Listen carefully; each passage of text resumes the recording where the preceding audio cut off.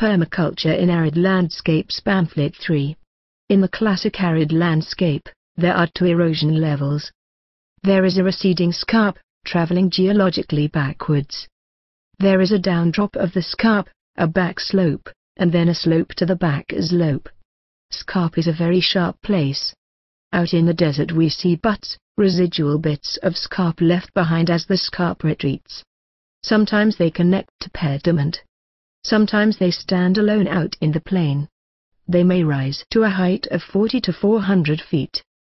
The Grand Canyon, a mile in depth, presents a big profile. These scarps and remains of scarps occur in sequences across the desert. It is the only profile you have in large areas of the desert.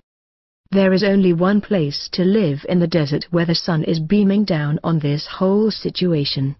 At the bottom of the scarp there is always a notch, just before the pediment descends, caused by the splash of water falling from the top of the scarp. When water hits the pediment, it splashes and cuts that notch at the base of the scarp. Scarps in deserts usually consist of fairly soft rock. No matter what the original rock was, they get down to aluminum oxides, ferric oxides, and as they erode, an iron crust forms a hard red laterite cap. This capping is usually only about 6 inches thick. It covers the top of the scarp across the desert uplands and buttes. The rest of the scarp is of fairly soft material. Most desert rocks carve easily. In Anatolia, Turkey, southern Iran and Egypt, people have carved their way into the desert rock. This is fairly soft rock that will harden on exposure to air. It is possible with quite primitive tools to hew out a reasonable lot of dwellings in these scarps. The American Indians of the southwest desert areas have long made their homes in these scarps, and in those little niches at the foot of the scarp. Their dwellings may nestle right in under the summer overhang, but the winter sun can get in. Regardless, once you are 16 feet into the rock, your temperature variation is practically nil. So that is where you live. The dwelling in the desert properly sits under the cliff. In hot deserts, it will always be on the shade side.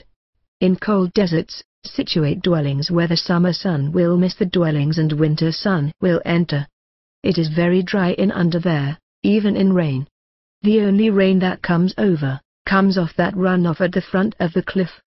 You can cut gutters along the top of the cliff to redirect the rain, to stop the rain running off the front of the cliffs. When it rains in the desert, it usually rains cats and dogs. It rains fishes and toads, too, and the water holes fill up with frogs and fish.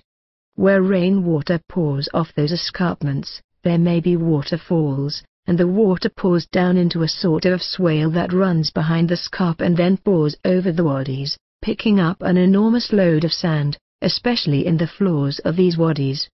The water then surges out onto the desert floor. Obviously, it very quickly disperses. Yet, when coming down the constricted wadis, it is often 3 to 6 feet high. This water soaks into the wadi soil. For a little while the surrounding vegetation reflects that. These places often support a quite reasonable vegetation, with trees growing in there, desert pines and hardy acacias. These will be quite green and quite large trees. The most satisfactory place to locate a village is in these box canyons, up in cliffs within the box canyons. The advantage of this location is that a single fence across the entrance to the canyon often will keep out all large feral animals. In the Australian desert there are camels that came in with a group of people we called Afghans. They actually weren't Afghans, they came from the Pakistani side of the Khyber Pass. These people brought camels in to carry packs inland to the miners. Eventually they put a train in, which they named the Afghan. It runs up to Alice Springs. This train put all the Afghans out of business, so they settled down and married Aboriginal women. You now find these Arabian Aborigines all over the desert. They have all gone wild, too. Likewise, the camels went wild. There are thousands of those camels, and the bad ones are big bulls. They are dangerous animals. There are many dangerous animals in the desert, But the bull camels, and there are thousands of them out there, are very short-tempered things. So you put a fence across the entrance to the wadi. The people live inside, within the safety zone. All around the wadi rise these very abrupt cliffs. Canyons are usually rather narrow. Those box canyons may be 300 to 400 yards wide. The pediments come up off the floor and slope up to meet the cliffs. One box canyon will often have little box canyons going off it. At the bottom is a little trickle of water and the pediments meeting almost like a V. The original drainage would have been coming to the front, where it found weakness lines, cutting back from the front and drawing the drainage into these weakness lines. They are often like that, almost like right-angle fractures to each other. The process starts to cut the pediment up and eventually cuts off these residuals. They get detached and start to get lower and lower until they crumble to pieces. Most of the rock loosens up during the freezing and heating that goes on in the desert. Then it rains, and a whole lot of the loose stuff just rushes off out and distributes on the plain. The water in the desert shifts immense tonnages, because it falls as sudden and very heavy showers. One time 12 hippies persuaded me under duress to go with them out to an area in West Australia. We went out there in a gigantic old van. We were 700 miles away from the last outpost, which wasn't much anyhow. It was a windmill. They reckoned they were going to settle out there. They were getting 700 square miles for $30,000, and they thought it was a good bargain. So here we were, running around in those trackless wastes in this old van. We settled in and probed around trying to find water. The doves and the seed-eating birds of the desert must drink, and, if you follow them, you may find water. They were flying out of this particular wadi one day and we went back. Instead of finding water down in the wadi, where we spent a day or two looking, we found it when we got up in the scarp, at the place just before where these streams during the rain will fall over the edge. They swirl. That makes these water holes up on the scarp. That is the rule for this sort of desert. It is characteristic of the American desert as well. The water is up here just before the drop-off. Sometimes you find holes full of sand up there that you can dig out, and there will be water in them. Sand will store water about 50% of its bulk. In sand, it is possible to store water without it evaporating. You can make a tank and fill it up with sand, and the water in between the sand grains is quite good. It can't evaporate, and other things can't get to it to drink it, so it is a good safe way to store water. We found free water on that escarpment. We spent most of the day sitting in this water. After 11 o'clock in the morning, the desert is a very hostile environment for man. Nevertheless, desert vegetation grows very quickly if it is possible to get water to the plants. The soils are unexploited, they are all fresh mineral, every sort of mineral, tons of it. When you get water, the growth response is very fast. Out there, you would get fruiting grapes from a cutting within 15 months, and large amounts too. The sorts of things to grow out there are citrus and grapes. Apricots are typical desert plants, so are pistachios and almonds. Most of the normal vegetable crops can grow in the desert, particularly the melon crops. All deserts have natural melons. The Australian desert has one called the paddy melon. Within 2 miles of settlements, where people have been growing watermelons and cantaloupes, you find things that are half paddy melon and half cantaloupe. They get to be all sorts of sizes and shapes, but whatever they look like, they taste like paddy melons bitter. So, given water, the growth potential is great. When the water comes into the wadis, it soaks away very quickly after its initial rush. For a while, the soils are very saturated, and that water lasts a long time. There may be damp soils there for a couple of years after a rain. That is the place to grow dates. In such soaked desert sands, vegetation reaches its maximum. In the American Southwest, pinyon pines provide a staple food for the Indians. In a good year, a family of Indians can gather 60 bushels of pine nuts a day. There are only certain situations in which the water is sufficient, the catchment large enough to be sufficiently reliable to support a small group of people and a modest agriculture. The limiting factor in the desert is not food. By no means is it food, it is water. You can't increase water where people don't believe in making drastic changes to the environment.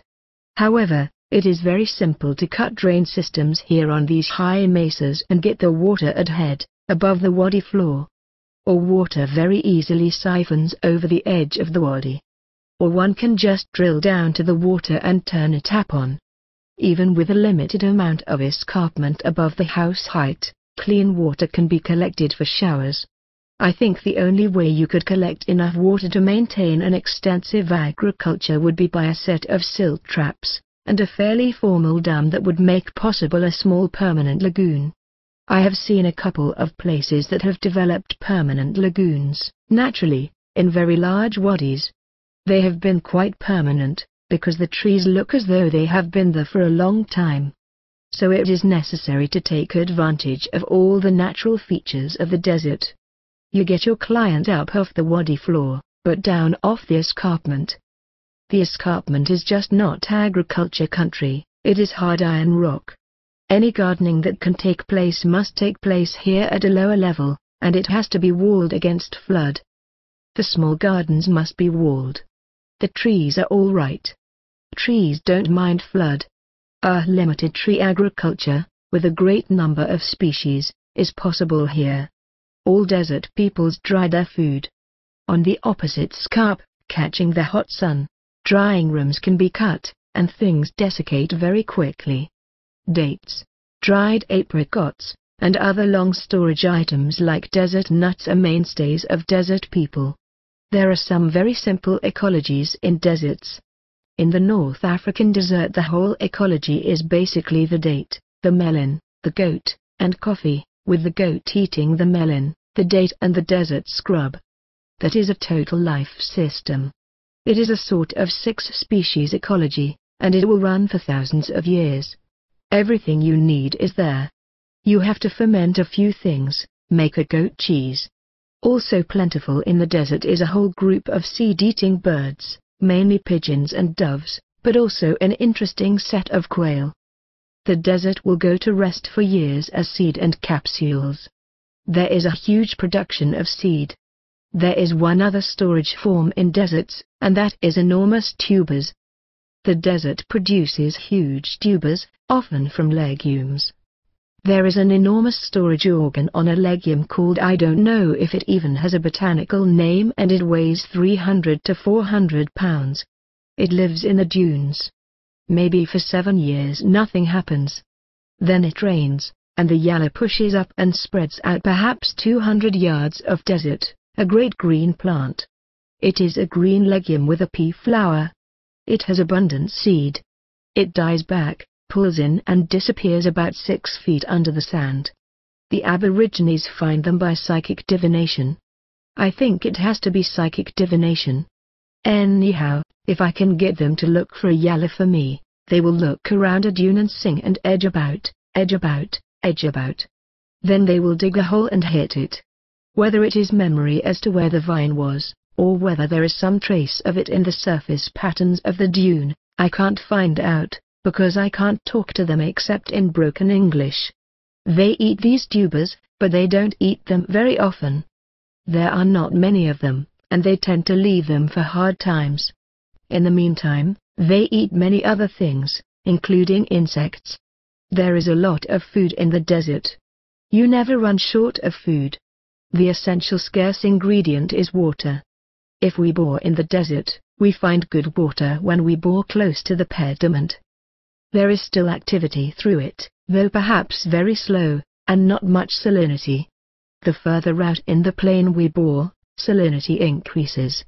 Typically, you may go from about 200 or 300 parts per million of salt, which is quite low and non-detectable, to 1,100 parts per million, even only a mile off the scarp. You can't use that water. So with modern gear, we can put in windmills somewhere close to the scarp, so that the threat of absolute lack of water is fairly easily removed from those local areas. However, you would not bother much with windmills unless the natural water systems were exhausted. It is not a thing we could use continuously. We should not use it for making lawns or flushing toilets. You must do a lot of water conservation. You can make brushwood fences, slightly reinforced, and plant low diversion banks across the wadi and out onto the desert so that you get absorption pans set up. And we have shown a different form of desert, with siphons going from one of these absorption pans to another. In rain, when one area fills, it will siphon to the next, and in this way, when we have fully charged the soils within one impoundment, any surplus water will siphon to the next, and charge it until that place is finished. In light rains, we might only get 3 of those impoundments fully soaked. When I went out there on a particular trip, we had 27 inches of rain, of which we got 4 inches in one day. That desert has a 10-inch average rainfall. So there is no meaning to desert rainfall. It hadn't rained for 3 years before that, and then 27 inches. That is how you get an average of 10 inches. You can take those systems out as far as you like, so that some of them are infrequently irrigated. You would then put your hardiest plants at the furthest distance, and your softest, most water-demanding plants toward the water source.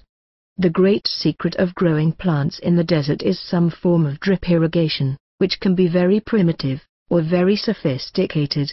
The primitive form is something like an ostrich egg with a single hole bored in it very near the plant. Water leaks from the bottom in little drips. It can also be as primitive as an old 1-gallon wine flagon, of which many litter the desert around the camps. This is filled and inverted. The water drips through a small hole in the cap.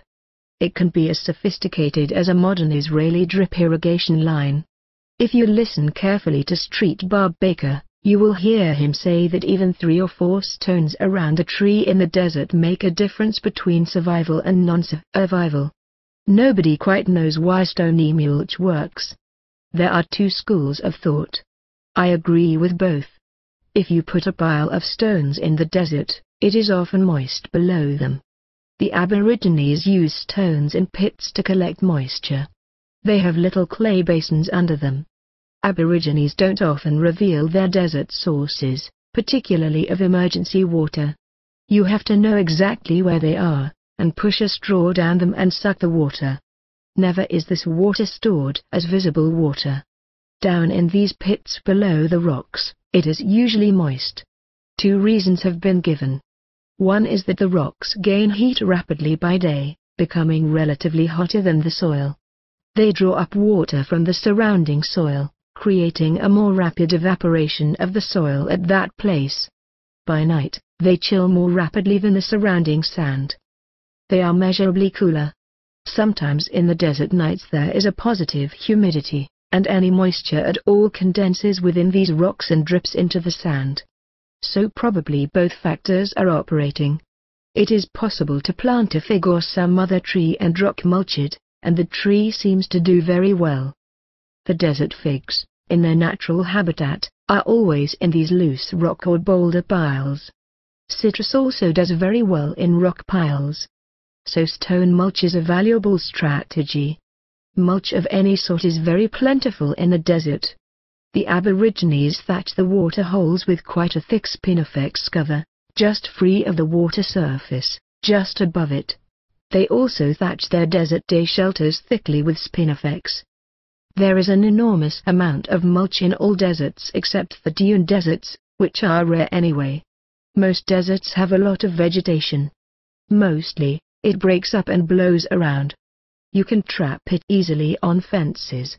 Many desert plants distribute themselves by releasing whole seed heads that ball across the desert. These settle against fences. You can easily accumulate very large quantities of mulch this way. All desert plants, notably the casuarinas and many of the pines, also deposit very large quantities of mulch. There is no getting out of mulching in the deserts.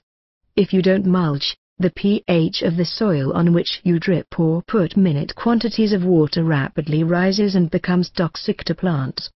If you are dripping into mulch, there is a buffering from humic acids that indefinitely prevents that fast pH rise. You have to have a relatively large area of desert, maybe 3 acres, to furnish a sufficient quantity of mulch for 1/10 of an acre, or 1/4 of an acre. One of the tactics employed in deserts is to plant high mulch production species as barrier plants in windbreaks on banks. It is necessary to plant these banks to hold them all. One of the best plants for that is the tamarisk. This produces a very large amount of mulch. Other mulch-producing plants are casuarinas and, of course, the desert pines. You can set tamarisk in the desert as live sticks, after 3 days soaking in water. Just push the sticks in and away they grow. Many of the casuarinas propagate in this way. They have very deep rooting systems. A whole group of useful plants is the mesquites. Roots may penetrate to over 100 feet, which, near wadis, is really below the permanent water table. So many of the really deep-rooted desert plants have no lack of water, and could probably transpire quite freely. The mesquites give a very heavy pod production. A neglected group of plants that the Western world hasn't looked at is the cacti. Some of the cacti have long been in cultivation, and produce very high-quality agricultural products. Some of them have probably been continuously selected for at least 4,000 or 5,000 years. This is true of the fruiting cacti. There is another group of cacti that produce abundant small fruits, very like strawberries. There is a cactus that produces little edible buttons. There are the prickly pears, which belong to the Opuntia group. They came by way of the Spanish into southern Europe, and are now common elements in Italian and Greek gardens, often used as hedgerows. They are variable in quality, but if you poke around in traditional Italian settlements, as we have in Adelaide, Australia, and Melbourne suburbs, you will find a whole range of sea-growing Opuntia that produces a large fig-like fruit in the hundreds. The plates of the Opuntia are perfectly good vegetables, rapidly propagated. They also make quite good barrier plants. This is one of the barrier plants you recommend for deserts. Both the Opuntia and the mesquite will stop large, hoofed animals. We have actually used the desert burrs, which are manifold. Every time you come out of the desert, you have to throw your thongs away. They are interpenetrated by sharp spines that eventually work through. You can use those burrs to carpet around isolated plantings, to prevent things like jackrabbits from approaching trees. You can plant desert defenses in what I call guerrilla planting strategies, a rock crevice defended by burrs and other spiny plants. We have a series of adapted plants and animals and people who get along well in these conditions. All the desert peoples have developed quite specific vegetables.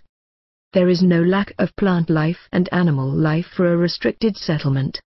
But there is an absolute lack of water, and you must look forward to 3-year storages. Like other environments, it is very easy to rapidly increase the animal resources in the desert. For every one of these caves that we artificially construct, we will get an occupant. Homing pigeons and even domesticated pigeons are originally desert rock pigeons. You will see them at home in dry India and in dry Iran, living in those little holes in the rocks. You will see them on sea coasts and wherever there are any eroded rock holes. All you have to do is chisel more rock holes to get more pigeons, because there is just any amount of seeds in the desert, and there is enough water for animals with such light demand. So pigeons are #1 desert domestic livestock. Some of you may have seen pictures of the pigeon habitats built in Egypt. They are grandiose things, like little castles, all penetrated with thousands of holes, and enormous quantities of pigeons live in these pigeon castles. Pigeon manure is the best desert fertilizer. It is the highest market value manure we know. The Egyptians make the nesting hole big enough to lay 2 eggs, but to hold 1 young, so as they grow, one is pushed out and falls. Anyone can go and pick up all the fallen one. The other one grows. So the nests also are self-cleaning systems. all the wastes and the spare pigeons drop outside. There are also the eggs that may be harvested. One great advantage of growing pigeons in the desert is that, because of their nesting habits, they are almost predator-free, except for some hawks, and hawks are not very plentiful. So pigeons are a good and useful resource. Another food source of the desert is the reptiles. They are to the desert what fish are to the coastal dwellers. Many names in the desert reflect this. We have things called sand mullets, but they are reptiles. Reptiles are large and plentiful because the second thing that is enormously common and widespread in deserts is insects, some of them nocturnal, but many are diurnal. So you have a lot of insectivorous animals. Again, the number of reptiles per unit area is determined by the scant shade provided by chance-perched rocks or crevices. It is not determined by available food. So just by providing rock shelter, you can step up the number of reptiles. In some deserts the shade is so restricted, and crevices are so restricted, that thousands of reptiles may gather to overwinter in single rock piles. For instance, the rock piles are notorious places for rattlers to hibernate, maybe hundreds of them, into single crevice situations. In Australia, we have very large lizards. They will sit and look at you for a long time, and if you make a move, they take off and hit 40 miles an hour on their hind legs. The road runner has nothing on them. They just blur. You can't believe it. All you see is just a little trail of sand sinking back into the desert. The problems of the desert are obvious. One of those problems is the transportation of cargo. Camels are obvious pack animals, but nobody with any knowledge of camels wants anything much to do with them. They dribble on you, and nibble at you, run away, kick you, kneel on you, grab you by your appurtenances and shake you about. Bull camels are very savage animals, seldom very tame, and although the females are quite good, the bulls can get interested in them, and just when you are off on the female camel, the bull charges in and you get mixed up in the whole business. No place to be, I can tell you. So one way out of that, I think, is to sail the deserts. I propose to my hippie friends that we build an enormous trampoline with wheels, very large wheels, and hoist ourselves and roll softly across the desert under sail. Most deserts have steady winds, low, but steady. We worked out the actual proposal, but never found the $30,000, or we might have been off and gone. Bad luck. Not a good design.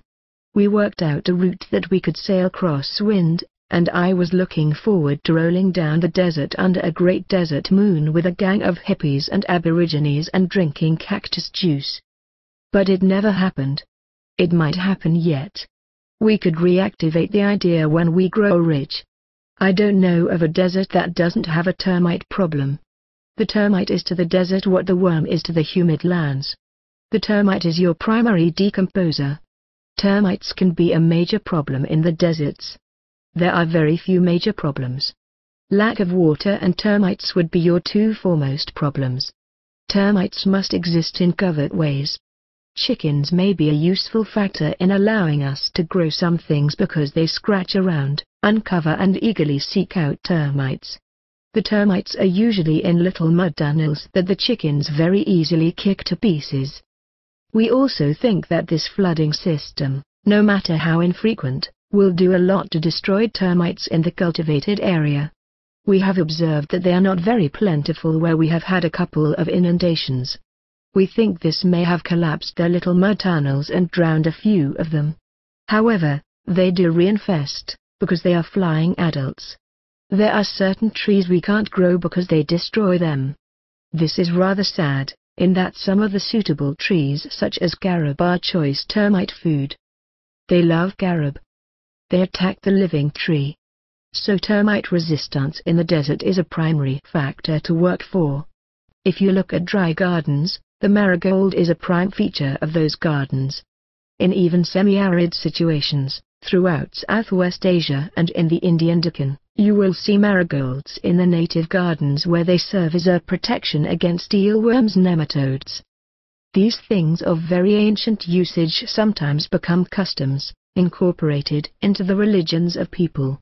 The cow in India is treated as a holy animal, for only the cow can convert the monsoon grasses into cooking fuels. The people of India simply cannot afford to eat the cow. Nearly 90% of the domestic fuel in rural India is dried cow manure. Throughout the whole nation, perhaps as much as 70% of the total cooking fuel is cow dung. So the cow has to be kept alive until it drops. In India, you have to be kind to the cow. We might depend on the termites for a general turnover in the system from which we are drawing mulch and seed, but we must keep them out of our garden, and out of our orange trees. So we could run chickens around the marigolds. All these strategies are very simple. We mulch, and we rock mulch, and we are very conservative about water, and we don't stretch our system beyond the capacity of our water supply to carry through a 3-year drought. Around our little tight life capsule, our body, we also have a more widely distributed, easily available set of food, like the sand pines and the dates. Sometimes dates will grow for 2 or 3 miles out. In very dry areas, we must give a lot of attention to the high shade. We can construct high trellises with termite-proof wood like black locust or honey locust. We can trellis all our grapes, melons, and vine crops, using a lot of mulch at the base. Under the trellis we can grow our normal vegetables, because they won't stand the summer heat, and they get plenty of light through the trellis. In the ground, we can put a moisture barrier, vertical plastic sheets dug into trenches that are refilled. It would be best if these penetrate at least 3 feet or even more. It could also be a clay tamp barrier, if you could have no plastic. Then the drip irrigation that we use has no lateral transfer out of that small system. That is critical. Put this barrier right around the garden. Then the water we put on here stays within the garden and travels up and down. The barrier around, mulch within, and a trellis over it, that is the desert garden. The Aborigines make little shelters that are heavily thatched, shade shelters that they can sit beneath. When they renew their thatch, the old thatch serves as mulch, a sort of thatch to mulch situation. They also sweep the desert, using brooms, and run up little lines of these sweepings in the form of mounds. Around all Aboriginal camps there is a little mounded mulch line. Discarded seeds lie under that mulch. So when it rains, food comes up in the mulch lines. They also sweep under their favorite trees, bringing mulch to the drip lines. They thatch and mulch over water, and they mulch over damp sand to retain moisture within it. There are only 2 sorts of deserts in which people live. Only in rains do people cross the great expanses of flat deserts to oases. The oases are mainly wind-deflected hollows. People don't live out there much. They live in these niches in the desert, as does almost everything else. These niches may go for 700 or 800 miles across the desert. There is no lack of them. The second form of desert is the desert with residuals. Great rocks stick out of the desert, great domes, very hard, and in this case not all soft, usually granite, almost non-erodible. Also, slabs come out and plunge under. There are many of these deserts throughout the world. The desert with perhaps an average 10-inch irregular rainfall, if you have 400 acres of granite slab, the 40 acres directly surrounding it gets the equivalent of 100 inches of rain, because none of that rain can soak onto the granite, it just runs straight off, and for hours after a rain it will just go on pouring off these slabs. Often there are depressions in these slabs in which to create little rock dams which can be very clean water dams. At the edges of the mountain sections of these deserts, the hard rock mountains, there are innumerable opportunities to erect small dams. Desert dams are built of rock and cement. We don't build with earth wall in the desert. You can also blast out rock holes. These little rock wall dams get you right out of trouble. It is not difficult to store 100,000 gallons in these rock dams. You can build little rock diversion drains out of just a few inches of molded concrete, or little low stone walls, and bring 2 or 3 of those cross channels into one. you want a runoff area 20 times the area cultivated. So, if you want to live on an acre, you will need a 20-acre runoff. It is possible also to create that runoff by sealing surface, to bitumenize, or concrete a surface area, for runoff. The desert is a pleasant but tight environment. The basic requirements are really very simple, the results are very rewarding, the growth and production of plants are excellent. As a designer, you are involved in strategy planning. You are going to sit at home for maybe 8 weeks and work out a single truckload of provisions for 3 hippies, to last them about 18 months. These hippies will be moving out into the desert with a radio. They are a small pioneer group of hippies. They will be eating their dates and getting their plants in, and long before 15 months, they will have a solid vegetable garden base. Then they will be ready for more permanent people to move in to manage the heavier work systems. You, as a designer, impart the strategy and management, which is as important as the end result. Increasingly, these days you will find yourself designing for a client group. Most people don't want that very solitary existence out on the land, just 2 of you sitting there, maybe scrapping and tearing each other to pieces. Many people enjoy a social relationship to others. So when a person gets a 200-acre section of land, he is looking for ways to share that land. That is what we often get involved in, designing where others would go, what functions they would take up, and how they would relate as a group. There are many nonsensical strategies like, let's all come together and live in this house and share everything. A recipe for disaster for most of us. Observation is essential to good designing. Look around in the desert for trees that have a lot of drop.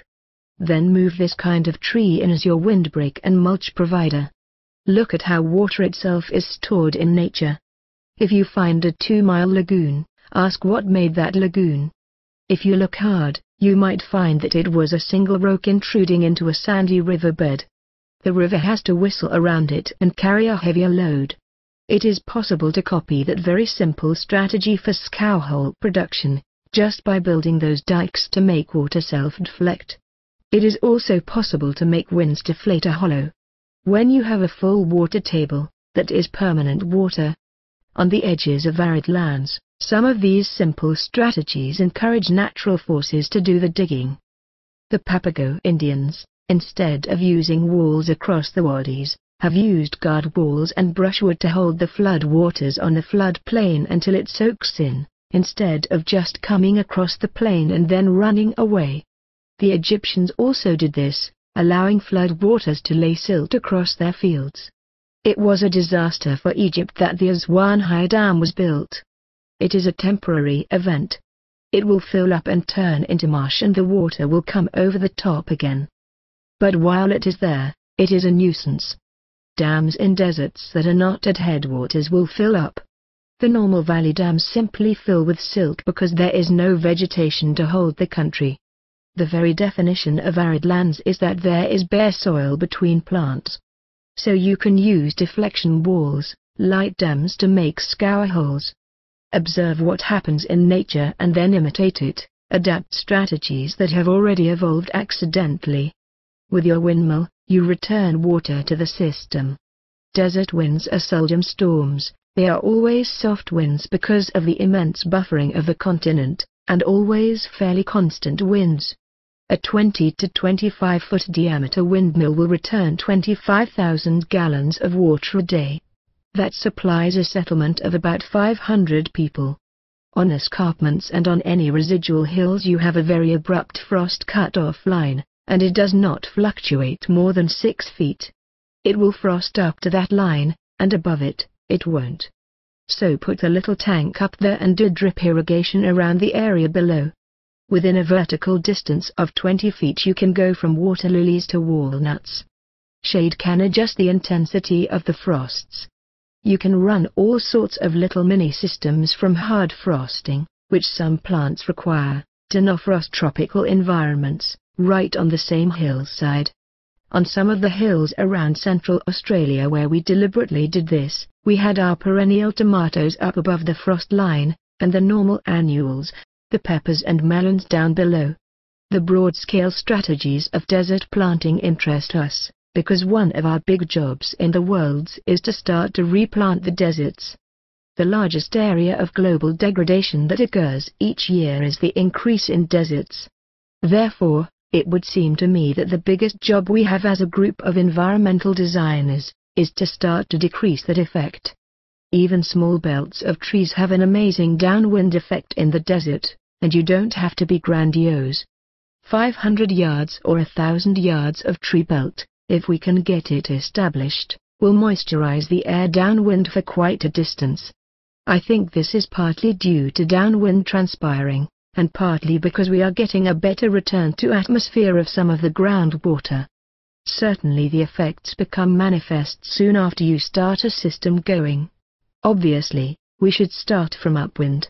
We look at the constancy of the wind, and we start from the upwind sector, carrying moisture before us into the desert. That is what is happening in Morocco and other areas. That is the strategy. Another strategy is to seize these headwaters and stop much of the water from running off and disappearing into evaporation pans, alkali flats. Alkali is the Arabic term for sodium, potassium, potash. We start at the top of the headwaters with our system, up in the hills. You might follow the desert streams back and find yourself in an exotic, semi-humid environment. That is where you start, and you start reforesting down from there. That rapidly chases the water out into the desert, clean water, flowing water. It can happen quite rapidly. Reforest the watershed and follow the water that is generated out into the desert. A third and obvious ploy is to use your oasis and these scattered and multitudinous settlements along escarpments as nucleated areas from which we start zoning out. Here, the main problem is the control of feral and hoofed animals. Settle a few hippies around the water holes. Keep hoofed animals away from the general plantings. The excessive number of goats, camels, donkeys, pigs, and cattle contributes to the spread of deserts. 20,000 horses is an enormous load for the landscape to carry. Just the factor of having built a camp will often create an almost closed forest around the camp. We see these settlements with camp dogs that chase away wild animals, and around them there is a green patch. So there are your 3 attack systems that you can use as broad strategies. There is one other strategy. Pinyon made a thing that was an imitation of a desert plant in plastic. He invented a plastic spiral with an encapsulated seed, along with some nutrient. This is designed to be dropped from airplanes. It imitates the desert seed as it hits the sand. As the wind blows, it bores in. Pinyon has made thousands of these, which he proposes to fly over the desert with planes and bore all these seeds into the sand so the animals don't get them. Then when it rains, they germinate. Most desert seeds have a little thing like a bit of blotting paper on them that shrivels down. When you put water on it, it fills up. This is a little seed reservoir for water, and it is enough for the radicle of the seed to start on down. While that is a great idea, its success would depend on there being a way to control browsers that would come in to destroy that new growth. So you use a dog-epi approach, a broad-scale approach, an upwind approach, and a headwater approach. All of these are quite valid approaches. All can generate water and vegetation locally, which also seems to generate water downhill. There is plenty of room out there in the desert, for all of us. As the desert encroaches, the farmer starts to fail. You can see this right before your eyes, right across the whole area from Yugoslavia right through to Thailand and southward through Africa. The agriculturist is fighting a battle he can't win. As the water starts to dry up, and the animals encroach on the gardens, the poorer people who cannot fence start to lose ground to the animals. It is then that the herdsmen increase. As the herdsmen increase, so does the number of animals. When the herding economy becomes the main economy, that is just before the flowers out.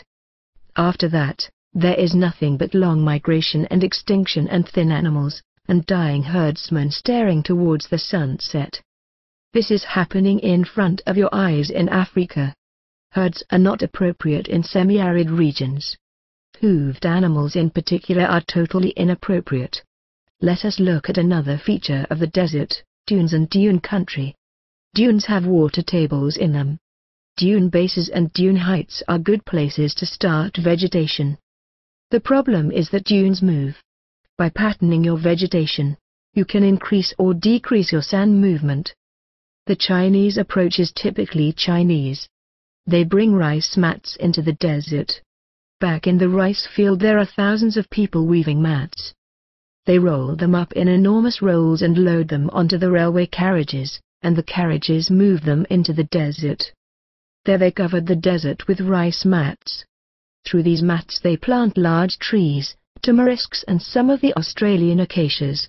They have these trees growing in baskets full of humus, big 4-man baskets. They cut holes in the mats and drop these enormous baskets in instant forest in the desert. These are desert trees and all they want is this racing start. Then they begin to generate water. It looks good. They probably have all these trees on standby, and then when there is a heavy rain, then they take them out, stick them in, and the trees follow the water table down. Fences and basketry barriers are essential to stop the drifting of sand, particularly at the oasis. There need not be big fences. The essential thing is that the enclosures be small. Keep the enclosures down to about 100 feet square. You can't have very large enclosed areas or the sand will start moving.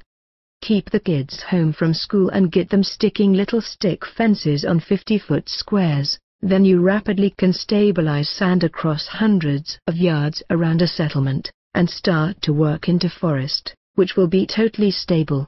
These little stick fences should be about 60% penetrable. They can be made out of thorn branches just stuck in little squares. They will stop sand advance. You shouldn't make very tight fences. They should have 40% or more gap. Deserts may be peculiarly suited to aquaculture. A settlement in a desert is basically an island. The Australian continent is basically an atoll. People live on its perimeter. Its central lagoon is desert, and the oases within the lagoon are islands. So it is possible to do rather bold things in the desert, to experiment with plants and animal species in an aquaculture in ways that you probably wouldn't dare to try within general river systems. In these isolated desert situations there is no way they are going to get out of there.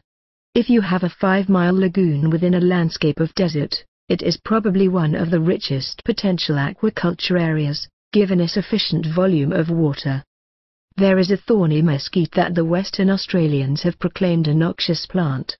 The reason for this is that it is successful in the desert. It has started to carpet parts of Western Australia. Now we wouldn't look on it as noxious. It has been declared noxious because out there the cattle holdings are so large that nobody ever has really domesticated stock. There are no fences. You might say to a grazier, "How many cattle have you got?" Well, I dunno. Had a couple of fairly good years, could be 27,000 in there. They try to round them up with helicopters. But the cattle have got used to the helicopters, and they stand under trees. So they try to get them with hard-biting dogs. The cattle have gotten used to the dogs and horses. They are hard to move. When they get into this thorny mesquite, there is no way you're going to muster them at all. You can't get horses in there, and the dogs won't bring them out, and the helicopters won't bring them out. So the reason that this desert growth is noxious is that you can't get the cattle out of it. All this is ridiculous. It has a good foliage drop and a stabilizing influence on the desert. As long as your attention is on cattle, it is noxious. But it is really good for the landscape, while cattle are not good for the landscape. Anyhow, the graziers are dying out, because they can't afford the petrol to keep helicopters running. We can introduce things into the desert that are rampant. Initially, what we want in the desert is a state of rampancy, and what we should go for is rampancy of plant materials in the desert. Rampant, fast-breeding things. We had a prickly pear invasion in North Queensland in the dry summer area, and the whole industry turned to prickly pear. The cattle were shut out by the prickly pear, so a second good forest started up in the prickly pears. But they got rid of the prickly pear so that the cattle could get back in. People just don't think out the very long-range effects of rampancy. The long-term effects of plant rampancy have been beneficial. Well, we could experiment with many aquacultures in there. The desert is poor in aquatic species. All desert aquatic species are highly adapted. The frogs and the fish east of it. They fill themselves up with water, dive into the mud, make a little mud bowl and live in it. You can dig them up and carry them around. There are many of these little bowls. The aboriginals stick a sharp-pointed straw in and suck the water from them. You can cut a little red brick out of an old water pan, take it home with you in a plastic bag and put it in an aquarium and everything breaks out. Great lakes fill up, temporarily. It may be a 5-year lake. The lake fills up with fish, too.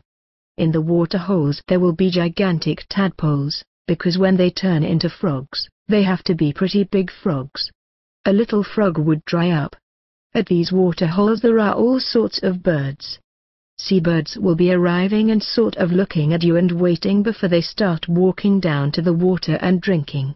So you can move in lagoon rushes, you can move in water lilies, you can move and root crop in marshes, you can move in fish, you can move in mussels, you can move in crayfish, and you can try all sorts of experiments and mixtures and get away with it in there. So when we come to our section on aquaculture, all things we will be saying there will really apply to permanent desert holes.